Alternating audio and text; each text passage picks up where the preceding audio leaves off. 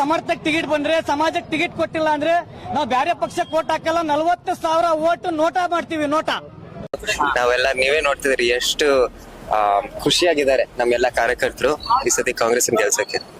किस गुलामी की ओर हमारी कम्युनिटी की लेके जा रहे हैं कांग्रेस?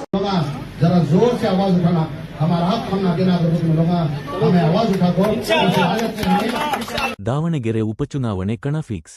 ಮುಸ್ಲಿಮರಿಗೆ ಕೈಕೊಟ್ಟ ಕಾಂಗ್ರೆಸ್, ಸಮರ್ಥ್ ಕೈಪಾಳ್ಯದ ಅಭ್ಯರ್ಥಿಯಾಗಿ ಅಧಿಕೃತ ಘೋಷಣೆ. ಇದೇ ಈ ಹೊತ್ತಿನ ವಿಶೇಷ. ದಾವಣಗೆರೆಯಲ್ಲಿ ದಂಗಲ್. ನಮಸ್ಕಾರ ವೀಕ್ಷಕರೇ, ನೀವು ಇನ್ನೂ ನಮ್ಮ Insight News 14 YouTube channel subscribe ಮಾಡಿಲ್ಲವೇ? ಹಾಗಾದರೆ ಕೂಡಲೇ ಸಬ್ಸ್ಕ್ರೈಬ್ ಮಾಡಿಕೊಳ್ಳಿ. ದಾವಣಗೆರೆ ರಾಜಕೀಯ ಕಣ ಈಗ ರಂಗೇರಿದೆ. ದಾವಣಗೆರೆ ಉಪಚುನಾವಣೆಯ ಕಾಂಗ್ರೆಸ್ ಟಿಕೆಟ್ ಆಕಾಂಕ್ಷಿಗಳ ಕುತೂಹಲಕ್ಕೆ ಈಗ ತೆರೆಬಿದ್ದಿದೆ. ಹಿರಿಯ ನಾಯಕ ಶಾಮನೂರು ಶಿವಶಂಕರಪ್ಪ ಅವರ ಮೊಮ್ಮಗ ಸಚಿವ ಎಸ್ ಮಲ್ಲಿಕಾರ್ಜುನ್ ಅವರ ಪುತ್ರ ಶಾಮನೂರು ಸಮರ್ಥ್ ಅವರಿಗೆ ಕಾಂಗ್ರೆಸ್ ಮಣೆ ಹಾಕಿದೆ. ಹೌದು, ಹೈಕಮಾಂಡ್ನಿಂದ ಕೊನೆಗೂ ಸಮರ್ಥ್ ಅವರಿಗೆ ಬಿ ಫಾರ್ಮ್ ಅಧಿಕೃತವಾಗಿ ಕೈಸೇರಿದೆ. ಮುಸ್ಲಿಂ ಸಮುದಾಯದ ಅಸಮಾಧಾನ, ಬಂಡಾಯದ ಬಿಸಿ. ಈ ಬಾರಿ ಮುಸ್ಲಿಂ ಸಮುದಾಯಕ್ಕೆ ಟಿಕೆಟ್ ನೀಡಬೇಕೆಂಬ ಬಲವಾದ ಬೇಡಿಕೆ ಇತ್ತು.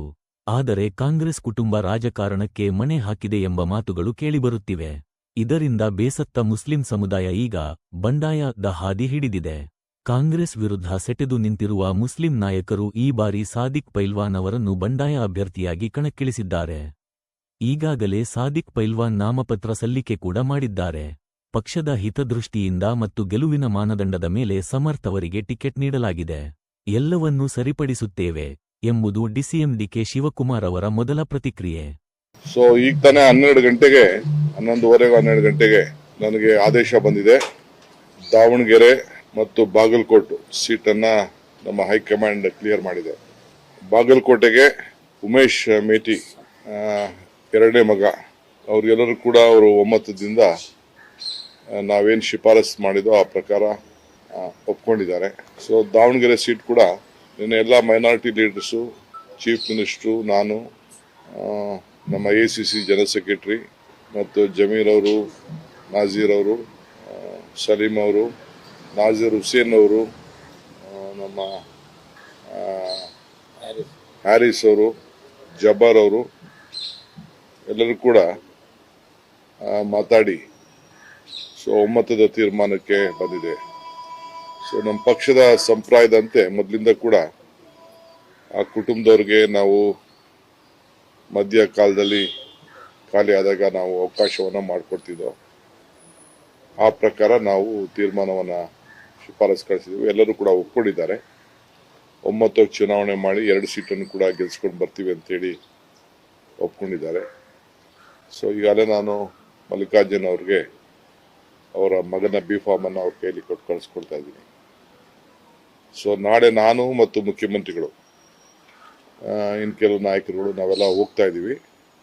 ದಾವಣಗೆರೆ ಮತ್ತು ಬಾಗಲಕೋಟೆಯಲ್ಲಿ ಹೋಗಿ ನಾಮಪತ್ರವನ್ನು ಸಲ್ಲಿಸುವಂತ ಕಾರ್ಯಕ್ರಮದಲ್ಲಿ ನಾವು ಭಾಗವಹಿಸ್ತೀವಿ. ಟಿಕೆಟ್ ಸಿಕ್ಕ ಬೆನ್ನಲ್ಲೇ ಸಮರ್ಥ್ ಹೇಳಿದ್ದೇನು? ದಾವಣಗೆರೆಯ ಅಭಿವೃದ್ಧಿಯೇ ನನ್ನ ಗುರಿ, ತಾತ ಮತ್ತು ತಂದೆಯವರ ಮಾರ್ಗದರ್ಶನದಲ್ಲಿ ಕೆಲಸ ಮಾಡುತ್ತೇನೆ ಎಂದಿದ್ದಾರೆ. ಈಗ ಅಧಿಕೃತವಾಗಿ ಟಿಕೆಟ್ ಘೋಷಣೆ ಆಗಿದೆ. ಟಿಕೆಟ್ ಮೊದಲಿದ್ದಾರೋ ಘೋಷಣೆ ಆದ ಪ್ರಕಾರ ಅಧಿಕೃತ ಆಗಿದೆ. ಏನು ಫಸ್ಟ್ ರಿಯಾಕ್ಷನ್ ಏನ್ ನಿಮ್ದು? ಅಯ್ಯೋ ಬಹಳ ಸಂತೋಷ ಆಯ್ತ್ರಿ. ನಾವು ಇಲ್ಲಿ ದುಗಮ್ಮ ಗುಡಿ ಸುತ್ತಲೂ ಅಡ್ಡಾಡ್ತಿದ್ವಿ. ಎಲ್ಲಾರು ಸಿಕ್ರು. ನನಗೆ ಗೊತ್ತಾಗಿದ್ದ ಮುಂಚೆ ಇವ್ರೇ ನನಗೆ ಹೇಳಿದ್ರು, ಅಧಿಕೃತವಾಗಿ ಅನೌನ್ಸ್ ಆಗೈತಿ ಅಂತ. ಬಹಳ ಖುಷಿ ಆಯ್ತು. ನಾವೆಲ್ಲ ನೀವೇ ನೋಡ್ತಿದ್ರಿ ಎಷ್ಟು ಖುಷಿಯಾಗಿದ್ದಾರೆ ನಮ್ಮೆಲ್ಲ ಕಾರ್ಯಕರ್ತರು ಈ ಸತಿ ಕಾಂಗ್ರೆಸ್ ಗೆಲ್ಸಕ್ಕೆ. ಪ್ರತಿ ಸಲ ಗೆದ್ದೈತಿ, ಈ ಸತಿನೂ ಗೆದ್ದೈತಿ. ಕುರುಬರಕೆರೆ ಬಂದ ಅಂತ ಹೇಳ್ರಿ ಸರ್. ಕುರುಬರಕೆರೆ 6ನೇ ವಾರ್ಡ್ ಬಂದಿವಿ. ಪಲಾವ್ ಬಹಳ ಚೆನ್ನಾಗೈತಿ. ನೀವು ಒಂದ್ ತಟ್ಟೆ ತಗೊಳ್ರಿ. ವಾರ್ಡ್ ಅಧ್ಯಕ್ಷ ಸಾಲ್ಮನಿ ಬಸವರಾಜರು, ಅಯ್ಯೋ ಬಸಣ್ಣರು, ಮಲ್ಲಿಕಾರ್ಜುನರು,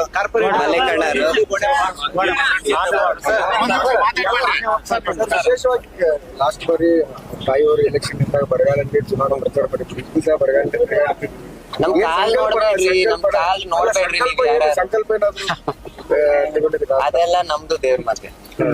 ಬ್ರದರ್, ಈಗ ಅಲ್ಪಸಂಖ್ಯಾತ ನಾಯಕರು ಕೆಲವಷ್ಟು ಬಹಳ ವಿರೋಧ ವ್ಯಕ್ತಪಡಿಸಿದ್ರು. ಅವ್ರಿಗೆಲ್ಲ ಭೇಟಿಯಾಗಿ ಮಾಡ್ತೀರಾ? ಹ್ಞೂನ್ರಿ. ಅದೇನ್ ಗೊತ್ತಾ, ಆಸ್ಪಿರೆನ್ಸ್ ಯಾವಾಗ್ಲೂ ಇರ್ತಾರೆ. ಆಮೇಲೆ ಏನಂದ್ರೆ 30 ವರ್ಷ ಇವ್ರೆಲ್ಲಾರು ಅಜ್ಜ ಜೊತೆ ಅಡ್ಡಾಡ್ಯಾರ. ಇವ್ರೆಲ್ಲಾರು ನಾವು ಅಜ್ಜನ ಅಂತಾನೆ ಕರಿತೀವಿ, ಅಜ್ಜ ಅಂತಾನೆ ಕರಿತೀವಿ, ಇಲ್ಲಾಂದ್ರೆ ಅಂಕಲ್ ಅಂತ ಕರಿತೀವಿ. ಇವ್ರೆಲ್ಲಾರ ಮನೆಗೂ ನಾವು ಸಿಕ್ಕಾಪಟ್ಟೆ ಸತಿ ಹೋಗಿವಿ. ಅವರು ನಮ್ಮನೆಗೆ ಬಹಳ ಸತಿ ಬಂದಾರೆ. ಇದೆಲ್ಲ ಒಂದೇ ಕುಟುಂಬ ರೀ, ಒಂದೇ ಕುಟುಂಬ ಪೂರ್ತಿ ದಾವಣಗೆರೆ, ಚೆನ್ನೈ ನಗರ, ಶಾಂತಿನಗರ. ಕುಟುಂಬದಲ್ಲಿ ಸ್ವಲ್ಪ ಅಸ್ವಸ್ಥ ಆಗಿದೆ ಟಿಕೆಟ್ ಯಾವ ರೀತಿ ಸರಿ ಮಾಡ್ತಾರೆ ಅಂತಾನೆ. ಅಂತದ್ ಏನು ಇಲ್ಲ, ನಿಮಗೂ ಗೊತ್ತು ಎಲೆಕ್ಷನ್ ಟೈಮ್ ನಲ್ಲಿ ಹಿಂಗೆ ಇದ್ದೇ ಇರ್ತೈತಿ. ಅವ್ರೇ ನಮ್ಮನ್ನ ಕಲ್ತಿ. ಈಗ ಸಮರ್ಥ ಅವ್ರಿಗೆ ಟಿಕೆಟ್ ಕೊಟ್ರೆ ನಾವು ನೋಟ ಹಾಕ್ತಿವಿ ಅಂತ ಹೇಳಿದ್ರು ಸರ್, ಅದಕ್ಕೆ ಏನ್ ಹೇಳ್ತೀರ ತಾವು? ಆಗಲ್ರಿ, ಮಾಡಲ್ರಿ, ಎಲ್ಲಾರು ನಮ್ಮವ್ರೆ. ಸಮಾಧಾನ ಸಾಧ್ಯನೇ ಇಲ್ಲ. ದಾವಣಗೆರೆ ಶಾಂತಿನಗರ ರೀ. ಕಳಿಸ್ತೀರಾ ಸರ್ ಅವ್ರಿಗೆ, ಮಾತಾಡ್ತೀರಾ ಅವ್ರ ಜೊತೆ ಹಿಂಗೆ? ಹ್ಞೂನ್ರಿ, ವಿಶ್ವಾಸ ತಗೊಂತೀರಾ? ಹ್ಞೂನ್ರಿ. ಸರ್ ಪ್ರಚಾರಕ್ಕೆ ಏನಾದ್ರು ಯಾರು ಬರ್ತಾರೆ ಸರ್? ಈಗ ನಾಳೆ ನಾಮಪತ್ರ ಸಲ್ಲಿಕೆ ಯಾವ ರೀತಿ ಹೌದಾ, ನನ್ಕಿಂತ ನಿಮಗೆ ಗೊತ್ತಿರ್ಬೇಕು ನ್ಯೂಸ್ ಅವ್ರಿಗೆ. ಅಲ್ಲ ಸರ್, ಈಗ ಬರ್ತಾರೆ, ಯಾರ್ಯಾರು ಬರ್ತಾರೆ ರಾಜ್ಯದಲ್ಲಿ? ಎಲ್ಲರೂ ಬರ್ತಾರೆ. ಅವಾಗ ನೋಡೋಣ. ಸಸ್ಪೆನ್ಸ್ ಇಟ್ಕೊಳ್ಳೋಣ, ಸಸ್ಪೆನ್ಸ್ ಇಟ್ಕೊಳ್ಳೋಣ. ಬರ್ತೀವ್ರಿ. ಸರ್ ಪ್ರಚಾರ ಯಾವಾಗ ಆರಂಭ ಮಾಡ್ತೀರಾ? ಏನು ಪ್ರಚಾರ ನಾವು ಹುಟ್ಟೋದಿಗಂದ್ರೆ ಶುರು ಆಗೈತ್ರಿ. ಪ್ರಚಾರ ನಾವು ಯಾವಾಗ್ಲೂ ಅಡ್ಡಾಡ್ತಿರ್ತೀವಿ, ಅದನ್ನೇ ನೋಡಿ ನಮಗೆ ಟಿಕೆಟ್ ಕೊಟ್ಟಾರೆ. ಯಾಕಂದ್ರೆ ನಾವು ಜನಸಂಪರ್ಕ ಇಟ್ಕೊಂಡಿರ್ತೀವಿ ಅಂತಾನೆ, ಅದಕ್ಕೆ. ಸರ್, ಈಗ ನಮ್ಗೆ ಟಿಕೆಟ್ ಕನ್ಫರ್ಮ್ ಆಗಿ ಮಾಹಿತಿ ಯಾರು ಕೊಟ್ಟರು? ಮಾಹಿತಿ ನಮ್ ದೋಸ್ತ್ ಇಲ್ಲೇ ವರುಣ್ ಅಂತ ಕೊಟ್ಟಿದ್ದ. ಹ್ಞೂನ್ರಿ, ನಾವು ಗುಡಿ ಒಳಗಿದ್ವಿ, ಹೊರಗೆ ಬಂದ ತಕ್ಷಣ ಹೇಳಿದೆ. ಏನಂತ ಹೇಳಿದ್ರು ಅವ್ರಿಗೆ? ಅಣ್ಣ ಅಫಿಷಿಯಲ್ ಆಗಿ ACC ಕನ್ಫರ್ಮ್ ಆಯ್ತು ಅಣ್ಣ ಅಂತ ಅಂದ್ಕೊಂಡ್ರು. ಸರ್ಗೆ ಮೇಡಮ್ ಅಲ್ಲಿ ಫೋನ್ ಮಾಡಿದ್ರೆ ನೀವು? ಹ್ಞೂನ್ರಿ, ಅಮ್ಮರಪ್ಪ ಅವರಿಗೆ ಫಸ್ಟ್ ಅವರು ಮನೆಗೆ ಬಾರಪ್ಪ ಅಡ್ಡಾಡ್ಸಿ. ಬಂಡಾಯ ಸಹಜ, ಆದರೆ ಎಲ್ಲರನ್ನೂ ವಿಶ್ವಾಸಕ್ಕೆ ತೆಗೆದುಕೊಂಡು ಚುನಾವಣೆ ಎದುರಿಸುತ್ತೇವೆ ಎಂದು ಗೃಹ ಸಚಿವ ಜಿ. ಪರಮೇಶ್ವರ್ ಹೇಳಿಕೆ ನೀಡಿದ್ದಾರೆ. ಯಾವುದೇ ಚುನಾವಣೆಯಲ್ಲಿ, ವಿಶೇಷವಾಗಿ ಬೈ ಎಲೆಕ್ಷನ್ನಲ್ಲಿ ಇಂಥ ಸಿಚುವೇಶನ್ಸ್ ಭಾಳಷ್ಟು ಬಂದಿದೆ. ನಾನು ಅಧ್ಯಕ್ಷನಾಗಿರುವಾಗಲೂ ಕೂಡ ಅನೇಕ ಇಂಥ ಸಿಚುವೇಶನ್ಗಳನ್ನು ಫೇಸ್ ಮಾಡಿದ್ದೀವಿ. ಅಂತಿಮವಾಗಿ ಯಾರಿಗಾದರೂ ಒಬ್ರಿಗೆ ಕೊಡಲೇಬೇಕಲ್ಲ, ಅದನ್ನು ಈಗ ಸಾಧಕ ಬಾಧಕಗಳನ್ನು ನೋಡಿ ಹೈಕಮಾಂಡ್ನವರು ತೀರ್ಮಾನ ಮಾಡ್ತಾರೆ. ಅವರು ಮಿಟ್ಟಿದ್ದು ಅಷ್ಟೇನೆ, ಯಾಕೆಂದರೆ ಅದು ಕೂಡ ಫ್ಯಾಮಿಲಿ ವರ್ಸಸ್ ಅದರ್ಸ್, ಇಲ್ಲಿ ಫ್ಯಾಮಿಲಿ ವರ್ಸಸ್ ಅದರ್ಸ್ ಹಾಗಾಗಿದೆ. ಅದರಿಂದ ಎರಡೂ ಹೈಕಮಾಂಡ್ನವರು ಯಾರ ಲೀಡರ್ಸ್ಗಳಿಗೆಲ್ಲ ಕರೆದು ಈಗಾಗಲೇ ಕೆಲವರಿಗೆಲ್ಲ ಮಾತಾಡಿದ್ದಾರೆ, ಅಧ್ಯಕ್ಷರು ಮತ್ತು ಮುಖ್ಯಮಂತ್ರಿಗಳು ಎಲ್ಲ ಮಾತಾಡಿದ್ದಾರೆ. ಏನು ತೊಂದರೆ ಇಲ್ಲ, ತೀರ್ಮಾನ ಮಾಡ್ತಾರೆ. ತ್ರಿಕೋನ ಸ್ಪರ್ಧೆ, ಯಾರಿಗೆ ಒಲಿಯಲಿದೆ ಅದೃಷ್ಟ? ಇತ್ತ ಮುಸ್ಲಿಂ ಮತಗಳ ವಿಭಜನೆಯ ಭೀತಿ ಕಾಂಗ್ರೆಸ್ಗೆ ಎದುರಾಗಿದೆ. ನಾಳೆ SDPI ಅಭ್ಯರ್ಥಿ ಅಫ್ಸರ್ ಕೊಡ್ಲಿಪೇಟೆ ಕೂಡ ನಾಮಪತ್ರ ಸಲ್ಲಿಸಲಿದ್ದಾರೆ.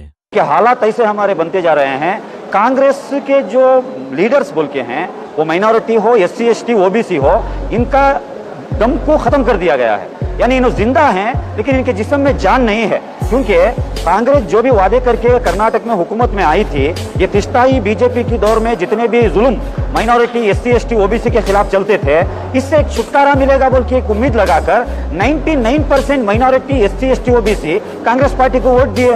वोट देने के पहले ही दौरान 49 हमारा माइनॉरिटी का रिप्रेजेंटेशन होना था, कांग्रेस जैसी पार्टी में सिर्फ 15 सीट देते हैं. उसके बाद हमें ये दिलासा दिया जाता है, नहीं बीजेपी को हराना है तो हम पूरे मिलके इस बार कांग्रेस को लाना.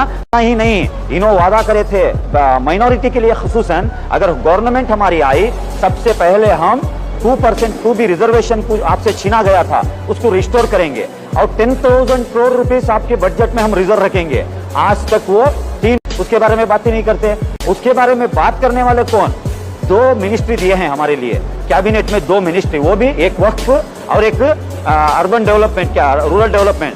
इससे क्या होता है, मेन जो पोर्टफोलियो है वो भी हमारे को नहीं मिला. तो ये किस गुलामी की ओर हमारी कम्युनिटी की लेके जा रहे कांग्रेस. ಇದರಿಂದ ದಾವಣಗೆರೆ ಅಖಾಡದಲ್ಲಿ ಹೊಸ ಸಂಚಲನ ಮೂಡಿದೆ. ಮುಸ್ಲಿಂ ಮತಗಳು ಕಾಂಗ್ರೆಸ್ ಕೈ ಬಿಡುತ್ತವೆಯೇ? ये बार उनके जैसे साधु शिक्षकों का वादा करे थे कि मुसलमान को घर को जिता लेगा, तो मेरी जवाबदारी देखो, यह हमारा बनता देखो, हम लोग क्लेम करें. मेहरबानी में 5 डिस्ट्रिक्ट में भी तुम लोग जरा जोर से आवाज उठाना, हमारा हक हम देना अगर तुम लोग हमें आवाज उठा दो. नहीं 5 डिस्ट्रिक्ट का 3 डिस्ट्रिक्ट का भी आपको कहते हैं. तुम्हारे डिस्ट्रिक्ट का में सुनो तुम्हारे डिस्ट्रिक्ट का में ये अगर हमें कामयाब होना तो हमें लोग आवाज उठे तो कामयाब नहीं होते. तुम्हें लोग डिस्ट्रिक्ट में आवाज उठाना, हर एक डिस्ट्रिक्ट के अंदर तुम्हें आवाज उठाओ, प्रेस मीट करको तुम्हें लोग बोलना, हमें नाहक किसी की नहीं पूछ रही. हमारा जो है 80,000 से 90,000 हमारा वोट होने के लिए हमारा हक सामने पर वादा कैसे होते हैं पूछ रही. उन वादा करते उस वक्त पूछ रही को तुम्हें वहाँ प्रेस मीट आकर को करना, देर नहीं करना. ಸಾದಿಕ್ ಪೈಲ್ವಾನ್ ಅವರು ನಾಮಪತ್ರ ವಾಪಸ್ ಪಡೆಯುತ್ತಾರೆ. ಯುವ ನಾಯಕ ಶಾಮನೂರು ಸಮರ್ಥ್ ಎದುರಾಳಿಗಳನ್ನು ಹೇಗೆ ಎದುರಿಸಲಿದ್ದಾರೆ? ಕಾದು ನೋಡಬೇಕಿದೆ. ಇದು ಈಗಿರುವ ದೊಡ್ಡ ಪ್ರಶ್ನೆಗಳು. ಇದು ಈ ಹೊತ್ತಿನ ಸುದ್ದಿ. ಮುಂದಿನ ಸುದ್ದಿಗಳಿಗಾಗಿ ನೋಡ್ತಾ ಇರಿ ಇನ್ಸೈಟ್ ನ್ಯೂಸ್ 14.